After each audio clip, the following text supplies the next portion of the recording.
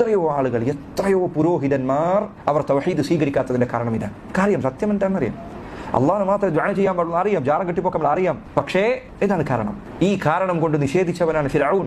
അള്ളാഹു ഖുർആനിൽ പറഞ്ഞതുപോലെ വജഹദു ബിഹാ വസ്തൈഖനത്ഹാ അൻഫുസുഹും ളുൽമൻ വഉലുവ, അവർക്ക് വ്യക്തമായി ഹൃദയത്തിൽ ബോധ്യപ്പെട്ട കാര്യമാണ് അവർ നിഷേധിച്ച് തള്ളിയത്. ആരെ പറ്റി പറഞ്ഞത്? ഫിർഔനിനെ കുറിച്ച് പറഞ്ഞത്.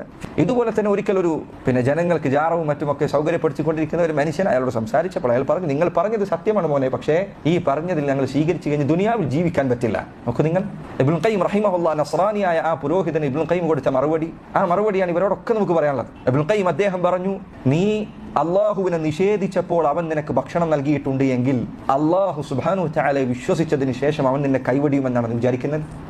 അള്ളാഹുവിനെ നിഷേധിച്ചപ്പോൾ അവൻ നിനക്ക് ഭക്ഷണം തന്നിട്ടുണ്ട്. മുസ്ലിയാക്കന്മാരായ ഈ പറഞ്ഞ സത്യമല്ലാത്ത കാര്യങ്ങൾക്ക് വേണ്ടി വാദിക്കുന്നവർ, അള്ളാഹു അല്ലാത്തവർക്ക് ദുആ ചെയ്യാൻ വേണ്ടി തെളിവുണ്ടാക്കി കൊടുക്കുന്ന ആളുകൾ, അവർ ചിന്തിക്കേണ്ടതാണിത്.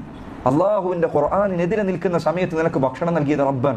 നീ അള്ളാഹുവിന്റെ ദീനിലുള്ള ഹക്ക് പറഞ്ഞതിന് ശേഷം അള്ളാഹു നിന്നെ കൈവടിയുമെന്നാണ് നീ വിശ്വസിക്കുന്നത്? ലാ ഇലാഹ ഇല്ലല്ലാഹ്. എത്ര ദുർബലമാണ് ഇത്തരക്കാരുടെ വിശ്വാസം.